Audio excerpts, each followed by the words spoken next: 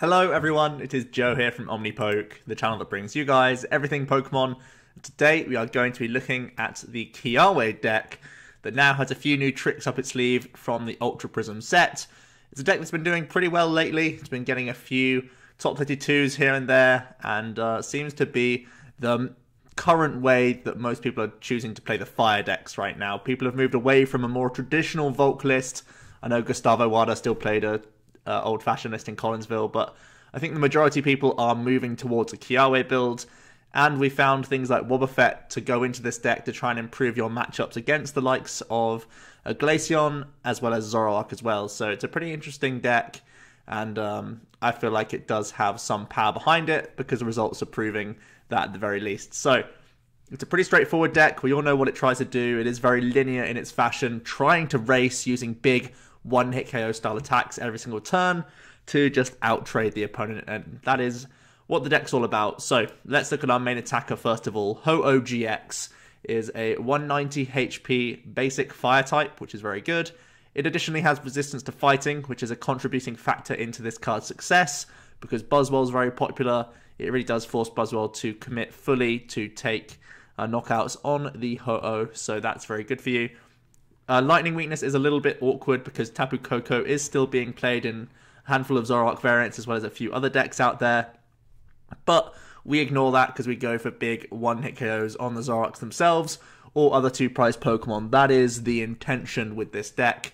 Phoenix Burn is the main attack we look for with 180 base damage, and this Pokemon can't use Phoenix Burn during your next turn. So we can still use Sacred Fire, and we now have the Dawn Wings as well to help us out move between this. But Phoenix Burn is the big attack we're going for. It does have a huge attack cost of 3 fire and a colorless, but of course the deck is based around Kiawe, the supporter, that allows us to search the deck, find 4 or up to 4 fire energy, and attach them to one of our Pokemon. So traditionally your turn 1 is going to be go for Kiawe, try and hit it onto either Ho-Oh or your Turtonators, so you can use these big attack costs.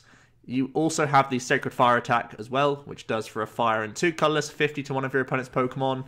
If, for example, you've done a Phoenix Burn turn 1, then the opponent promotes a single prize Pokemon and tries to like 2-hit for your Ho-Oh. Sometimes, if you can't find a Guzma or you can't use Dawn Wings to move in and out of your Pokemon, you can use Sacred Fire to maybe put some damage onto something to finish them off later, so you don't require things like Choice Band or Steam Ups to get over the line for higher HP Pokemon. So that's important to note.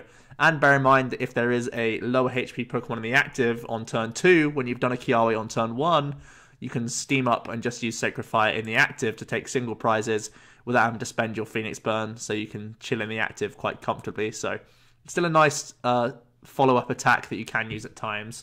Obviously, the Steam Up only increases damage in the active position, but that's still fine. So yeah, Ho-Oh, the big beat stick of the deck. From there, we are also playing 2 copies of Turtonator GX. I think it's an important enough card to play in 2 copies, mainly because it offers the Nitro Tank GX attack.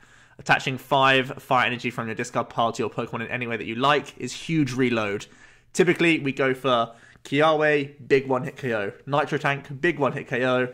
And one of those 2 Ho-Ohs is probably going to ride you 4 prizes because a lot of other decks can't take one-hit KOs on your Ho-Ohs. And also there's the backup plan of just having manual attachments and elixirs in here as well to power up even a 3rd attacker, including the Turtonator, as a viable option. So if we are up against 2 prize decks, which the majority of decks out there at the moment are, you can just get by using Nitro Tank to restock your energy once one of your Ho-Oh is knocked out, or if you've done a bunch of aggro Sycamores and aggro Steam Ups and all that stuff. So really important reload. That's why I'm playing 2 copies. I know a load of people are playing 1, but I think it's just a really important card to have in the deck, and I don't think I'd go below 2. This guy also has 190 hit points. He's weak to water instead of lightning, so that can help out if you are up against some lightning stuff, or if people are trying to use Tapu Koko aggressively. You can move into a Turtonator approach instead.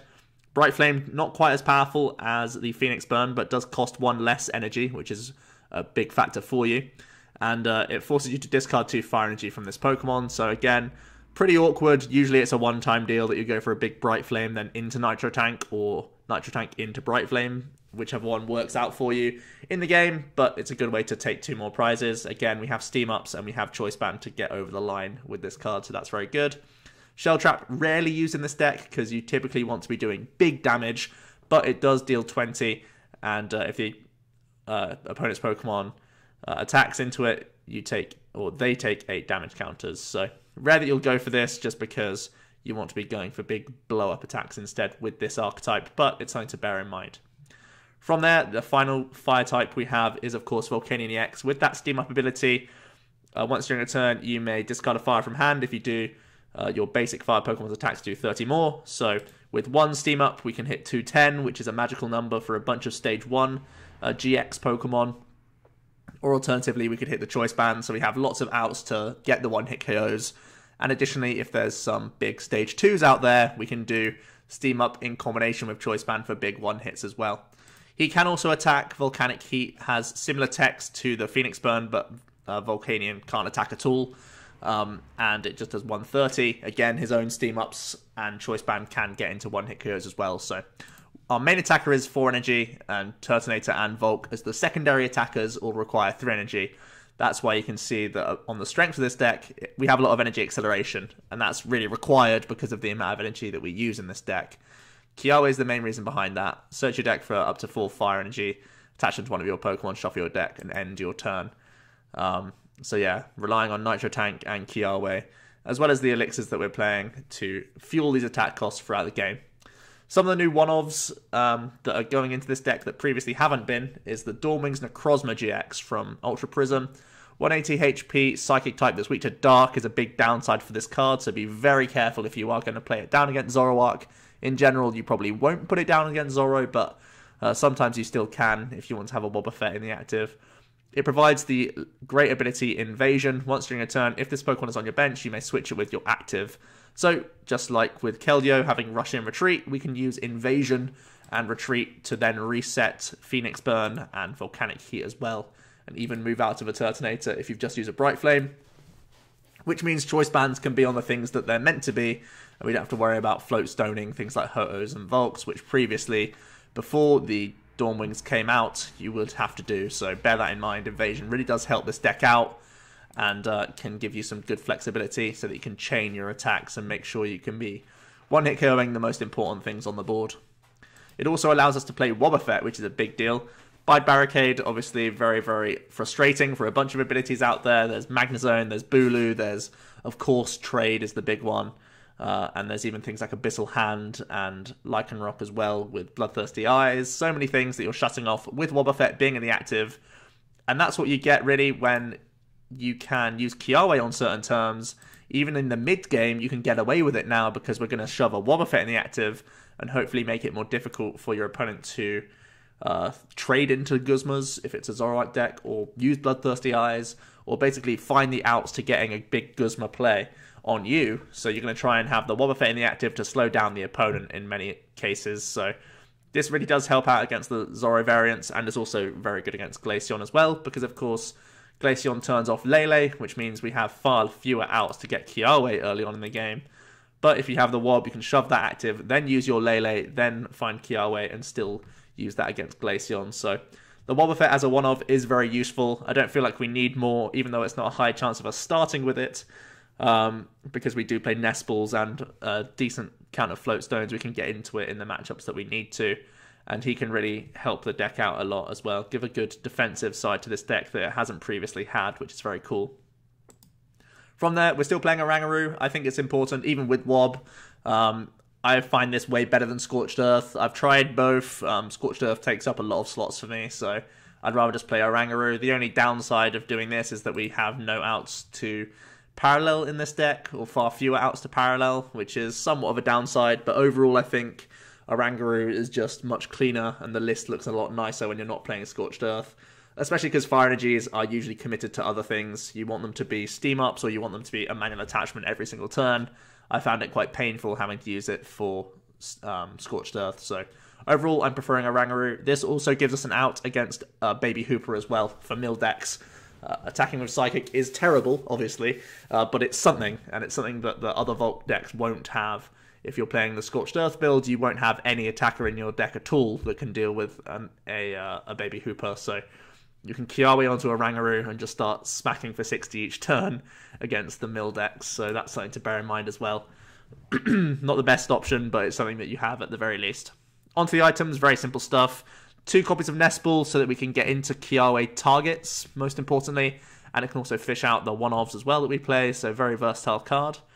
3 copies of Max Elixir. I've desperately tried to find a space for a 4th, but I think right now there's no card that I want to cut over the 4th Elixir, so right now just playing 3 copies. It's more supplementary. There have been lists that got away with playing none, so I feel 3 is a decent count right now.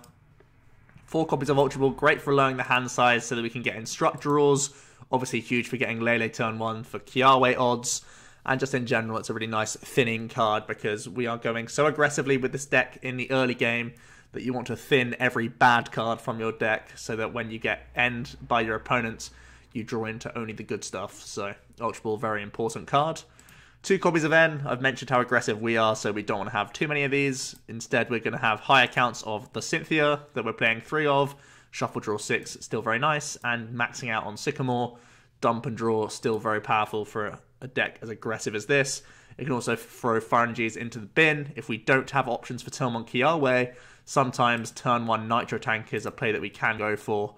And we can Kiawe later on in the game and still get lots of energy into play early on. So Sycamoring away a bunch of fires can also be a valid option for us. So really, really important and powerful card. 4 copies of Guzma, so important even with the Dawn Wings so that we can reset things like Phoenix Burn and Volcanic Heat and just move our heavy Pokemon in general, as well as making sure that we're taking 2 prizes every single turn.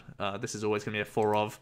And then 3 copies of Kiawe, the thing you always want to see on turn 1, so that we can power up these big guys, most importantly the Ho-Oh. Onto the tools, Choice Band means that we can hit the magic numbers, as I've mentioned earlier. And 3 copies of Floatstone, I think in addition to the 4 Guzma and Dawn Wings now, we have plenty of ways to move in and out of our chunky retreaters and make sure that we can keep spamming our powerful attacks. From there, just 16 fire, that's a huge amount. That should see us through most games for plenty of steam ups, plenty of, even with the Nitro Tank as well, recycling as well. So should be fine. I think that gives us access to loads. Even hitting elixirs after using a Kiawe is still likely because there'll be 12 targets or around that still viable in the deck. So we'll still have plenty of odds to get some more acceleration going throughout the game. So overall, I think 16 is decent. So let's look at some different options for this deck. There aren't a huge amount. I think Baby Volcanion is one thing. I actually typed in baby. Volcanion, the regular one, can be an option here just for Power Heater if you're really worried about mill. That's the only reason why I would think to play this card. Additionally, it can be a card that can give you some more acceleration and deal with single prize Pokemon a lot better than things like Sacred Fire or having to waste Bright Flames or anything like that on them. You can use Volcanion to sweep on lower HP Pokemon. With 2 Volcanion EX, you can sometimes get away with this, but it does take up a lot of your bench spaces, which is a lot more premium now that we are playing the Wobbuffet and Dawn Wings package, so that's why we're not going for it. Super Rod is another card that I'm considering, definitely, just for some more recycle. At the moment, I'm choosing to play a second Turtonator and a second Volk, rather than just playing like one of each plus Super Rod plus another card. That's because I just want to see access to them early on, and it makes you a lot better about prizing them, which is something to bear in mind. Also, there's the option of Palpad. Palpad, a decent card. For such an aggressive deck, again, it can help you out against N at any time, because you can be cycling back Guzmas and Sycamores, so that when you do get End Blow, you can always just draw into those cards, or at least have the highest chance possible. Field Blower / Scorched Earth is the only thing I would consider from then on. Things that can help you around Paradise City are the main thing I'm talking about here. You can even consider Brooklet Hill for getting exactly Volcanion EX, but too many decks right now are already playing that for you, so it doesn't really make much sense. I think if you are going to play a stadium, it's probably Scorched Earth, but for now I'm preferring the Oranguru instead, and just saying, you know what, if Parallel comes down, we have to be very careful with our own bench, and hopefully we can still manage just with like 1 Volk EX on the board, 1 Oranguru, and then like 2 of your main attackers to see you through the game, and you'll just be throwing away things like Lele's most of the time. So that's really what I think. From there, I think playing around with supporters is the only other thing I would consider.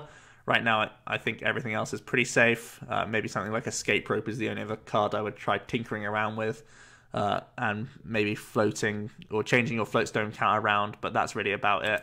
I think the deck is fairly set. And actually there's the Salazzle as well, which we can talk about. That's kind of a different angle to the deck. Instead of playing Elixirs, you can go down a Salazzle route and play like a 1-1 or maybe a 2-2 count of Salazzle GX, like we saw way back at Worlds with Yaneda playing the Salazzle build. And that eases the pressure of you having to hit loads of Elixirs, but it also makes you a little bit weaker because you have a lot of clunky cards, and that's why I'm choosing not to play the Salazzle in here.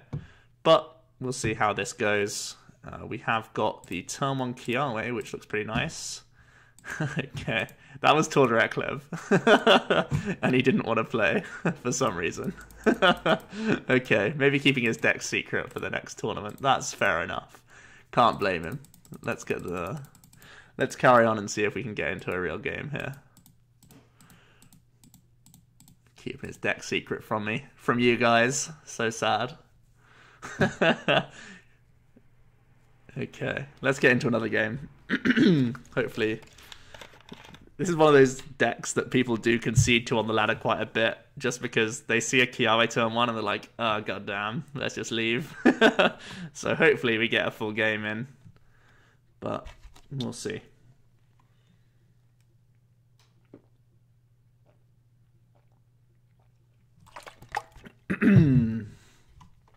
Hopefully, if the ladder's willing. Here we go. Alright, Psychic Fighting. Buzzgarb? Probably. Buzzgarb is getting a lot of attention right now from Collinsville results. Man, our connection is really bad, huh? Or our opponents are. One of the two. It is snowing where I am, so connection might be a bit poor. Well, that is a horrendous hand. What do we need to top deck here? Sycamore? Sycamore. Yeah, Sycamore, Ultra Ball, or Lele, I guess, gets us out of this. Maybe some mulligan draws can help us out. It is a fear of playing 16 fire energies that stuff like this does happen.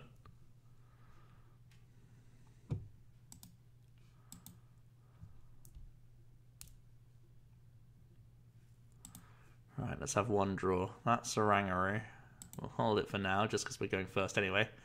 Oh, not a terrible draw. Okay, we can actually do some stuff. Elixir's still high odds that we hit, just because we had so many, but oh well.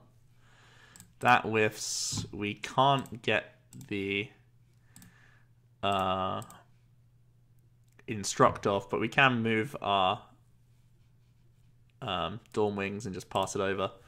Not quite a turn 1 Kiawe, but we'll see what we can top deck into next turn. There's always the chance to do some nitro tanking plays and get back into the game that way.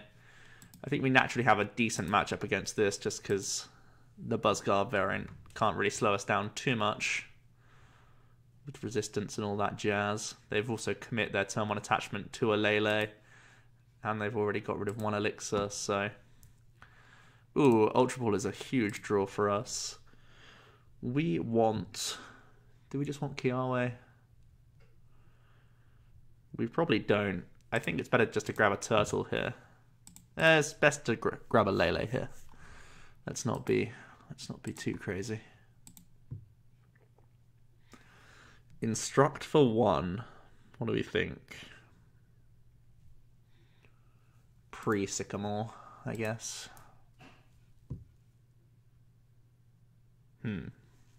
That's fine. It's not a card that we really want in our deck. We still have one other.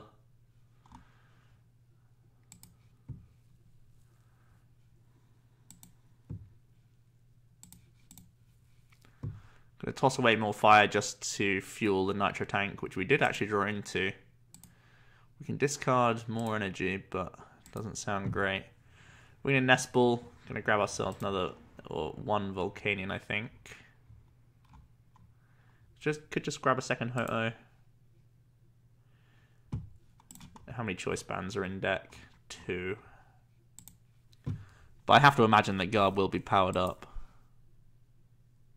Okay.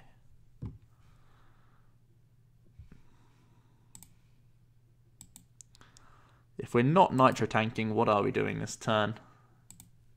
Attach pass sounds terrible. So it looks like we're nitro tanking.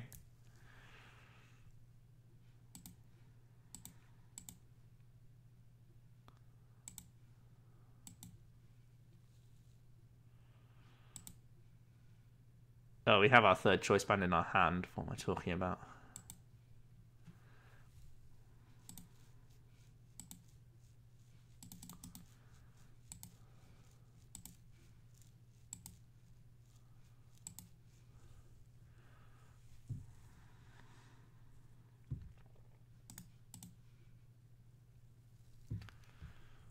So, Fury Belted Buzzballs is going to be a bit of a pain if they do set up Garbodor. Right now our bench is full anyway. This Lele can be one-shot by the Ho-Oh though.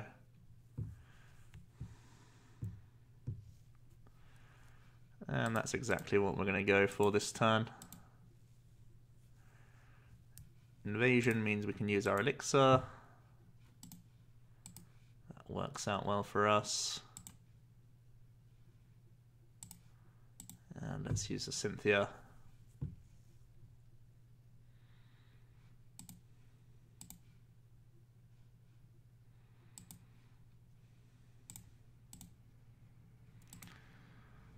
And let's Phoenix Burn. The Elixir definitely should have gone on here, but I forgot that we still needed to attach to it.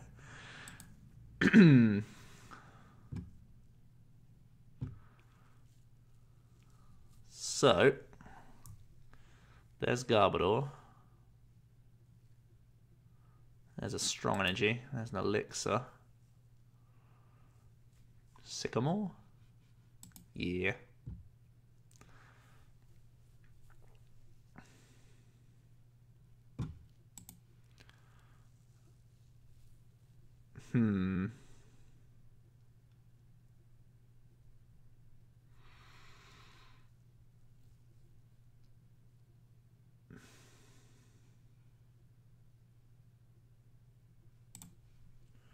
We get rid of Guru just because I imagine, like, the Toxin may come down this turn and this is terrible, but the Toxin will always come down later on in the game, and that's why we should get rid of Oranguru. Okay, this came down anyway. It's reasonable. This is still a free retreat pivot, which the Guru wasn't, so it's still reasonable.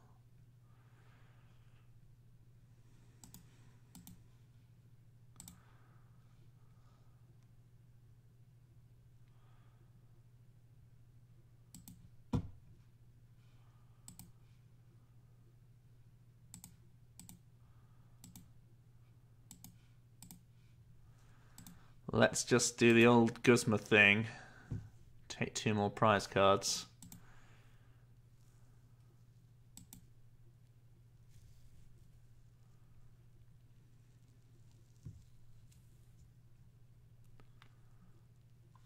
Can they hit elixirs? They have 2 left in the deck.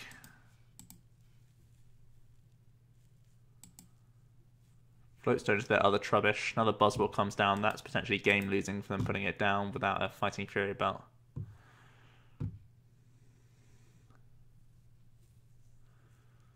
But Never Punished comes to mind.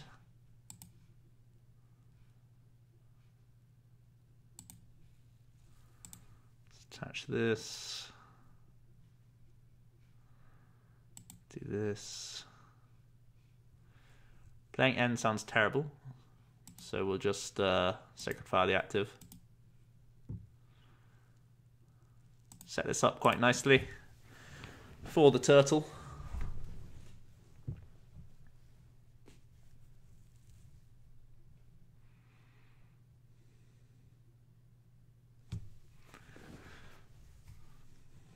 We just have too many threats on the board.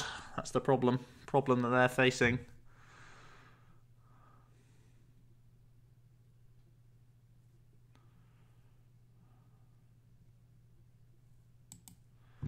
There's an N.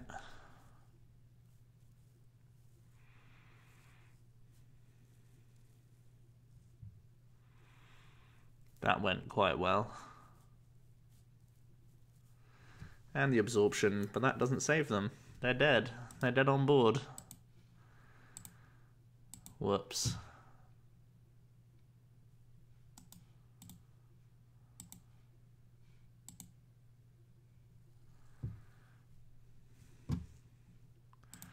That's pretty nice. For them to keep up, it was just too difficult. And that was a slow game. That was when we missed Kiawe and had to Nitro Tank for 3 energy instead of 5. Let's have one more game and see if we can improve on that. Buzzgarb, one of your nicer matchups, I would assume. Even with the Fighting Fury Belts, that's something that can make it a little bit closer, I guess. But we didn't miss many beats there.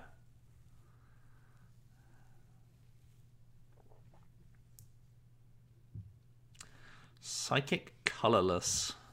Drampagarb? Espeon Garb? Espeon Garb's a hard matchup.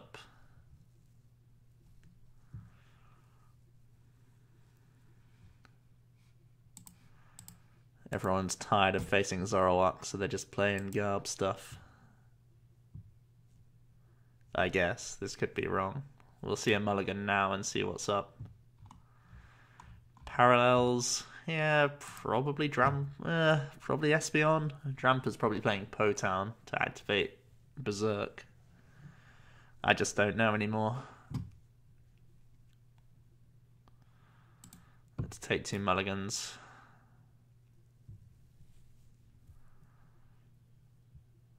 It's definitely something Garbodor.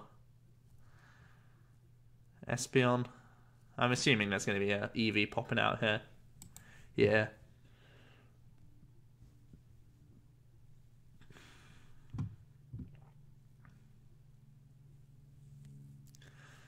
So Espeon Garb is a deck where we have to be careful of our own attachments, because Psychic does more for each energy on all of our dudes, which can be a problem.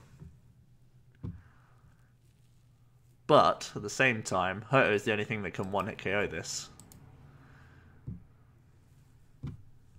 So, well, we go to Kiawe.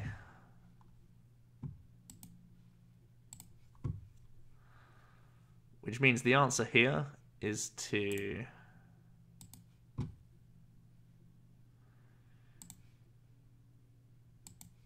Kiawe only 3 energy onto Hoto. 6, 9, 12, 15, 16, 17, 18. Yeah. That's the answer here.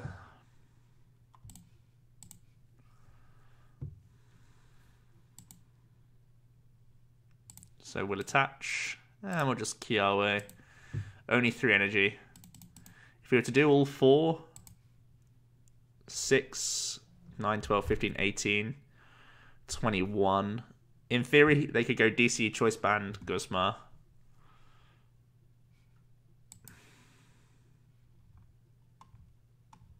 Yeah.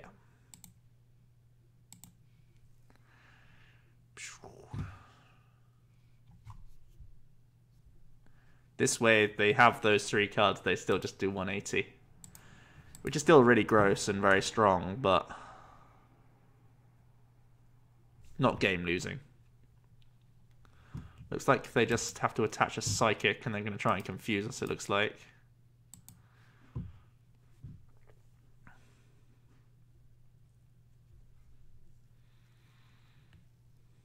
More Guzmas.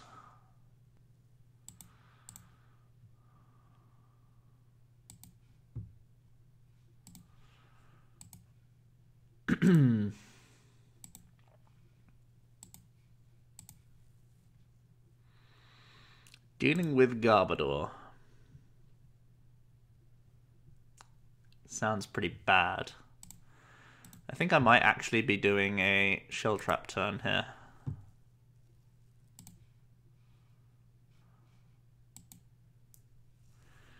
Yeah. I want to see more from their hand. I don't think their hand's great. Something tells me that attaching Psychic Guzma was not a great play for them. They had Cynthia. Okay.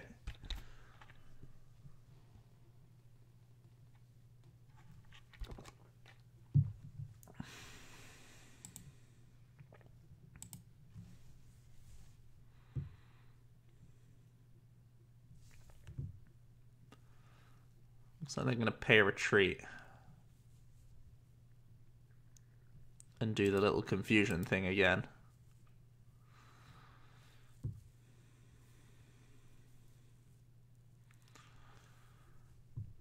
Which sounds, or looks really bad right now.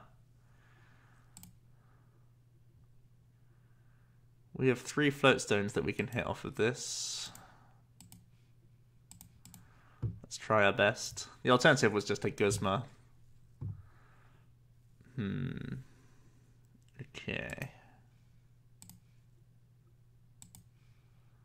So, with the whiff in mind,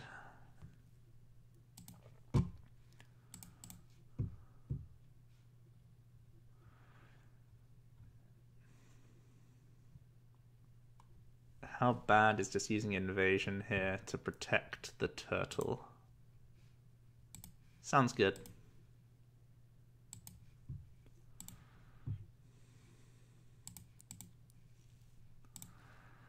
The only awkward thing is our bench space. But I'm going to assume that one of these two gets knocked out next turn.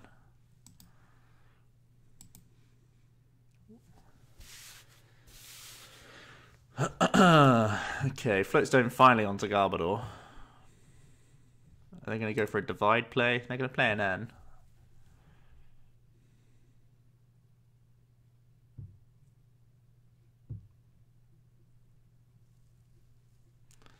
All their energy are on this Espeon.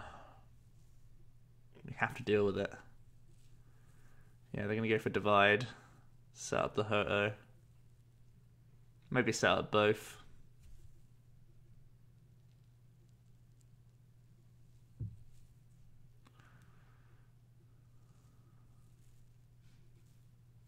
Right, so they're putting this to Lele range. And they're putting the rest here. Okay, makes sense. This is probably too many Guzmas to Sycamore away, with one already in the bin. Lele's more threatening the Dramper right now, because it can finish stuff off. So let's take a Phoenix Burn here.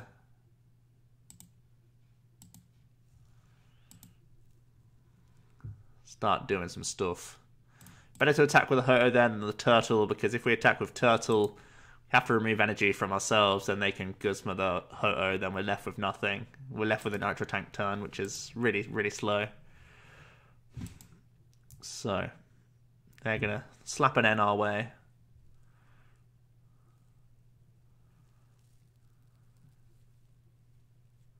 Another Trubbish comes down. How many items? 2, 4, 6, 8. Attachment to Dramper now. And a Psychic.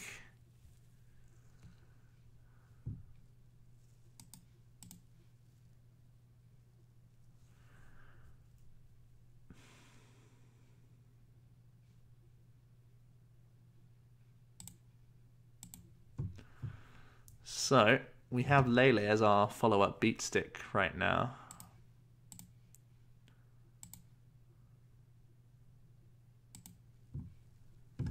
For their Dramper. Doesn't look great for us. We'll see what this N brings.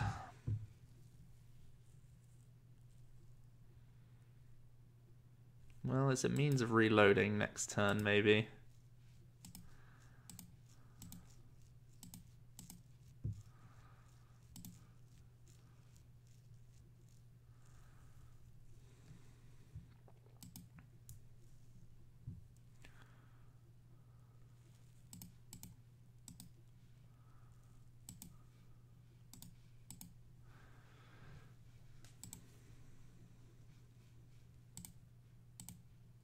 So they need Trash Launch, or they need to find Choice Band energy, or a way to damage their own Pokemon plus energy. They've got Ultra Ball though, so probably Trash Launch coming down. This is going to be hard to get over.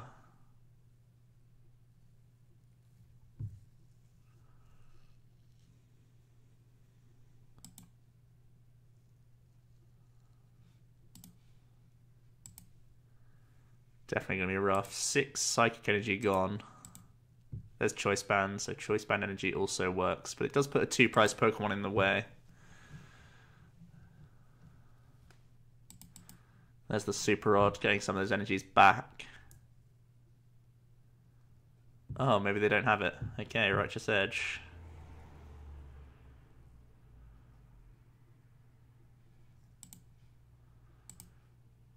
Well, we have a bunch of energy in the discard pile.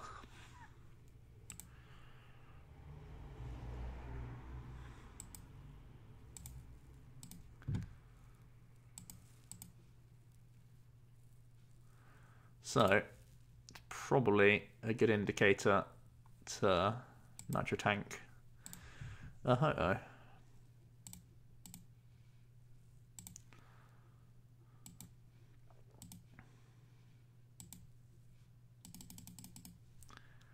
And of course you still power up the turtles so that they can't just Guzma up the Ho-Oh and deal with it.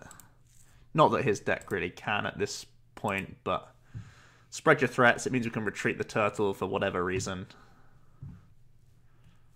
It's just the best answer to put it here. 1, 2, 3, 4, 5, 6, 7. 7 items, 140. 170 with Choice Band, so we could deal with a Lele if he really wanted to, but we are just going to see the N here.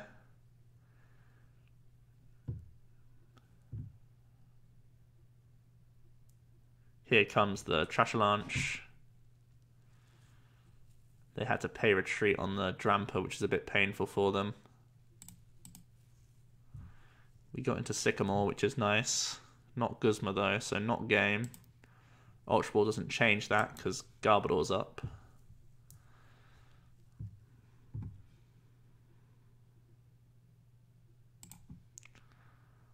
Let's play as many cards as we can.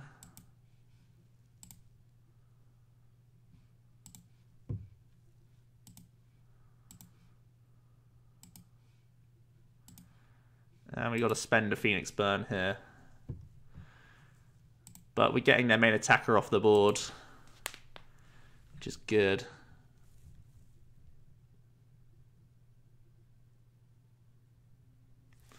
They still don't have any damage on for Drampa.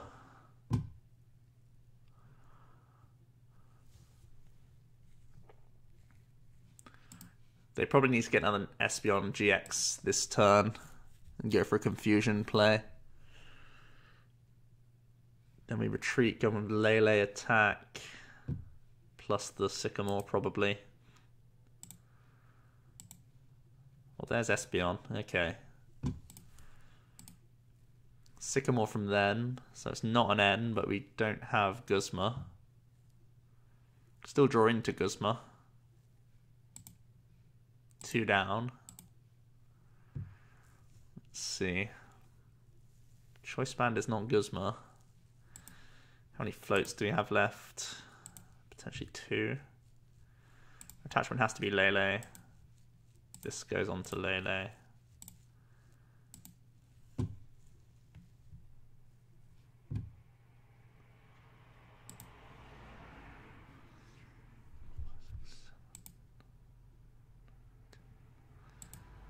So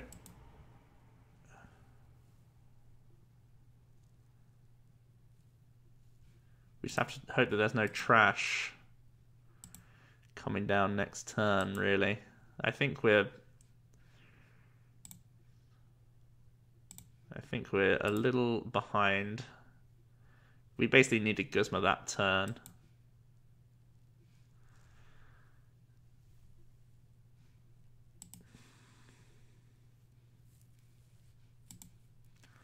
But we'll see what we can do. If they don't have Trash Launch, we can still win. Well, that's that answer. Damn, we got by the old Trash Man. It's one of those things where, in order for us to play around N as effectively as possible, we wanted to play a bunch of items, and that can always hurt us. Parallel low-key hurt us there as well because we couldn't bench as many things as we wanted to. So that is something to bear in mind. Playing some means of getting rid of maybe Field Blower. I think if you're playing Oranguru, Field Blower makes more sense than Scorched Earth, because that can get rid of Fury Belts and Float Stones off Garb as well, so you can do a bunch of things there. So potentially that's the thing we want to work in. Maybe 1 or 2 Field Blower. 2 feels high. Maybe just 1 Field Blower in this deck. Could be the thing you want to work in if there's a 61st card, or if there's something that you don't quite like, if the Wobb's not doing much for you. You can take that out, try fitting in the Field Blower, and go to a more traditional build of this deck. But that's all I have time for right now. I do think it's a decent archetype. I think it hits hard and is fairly consistent as well, being an all-basic deck. Even with the amount of energy that we are playing, you fish so many out with Kiawe and aggressive Sycamoring and Steam Up and stuff.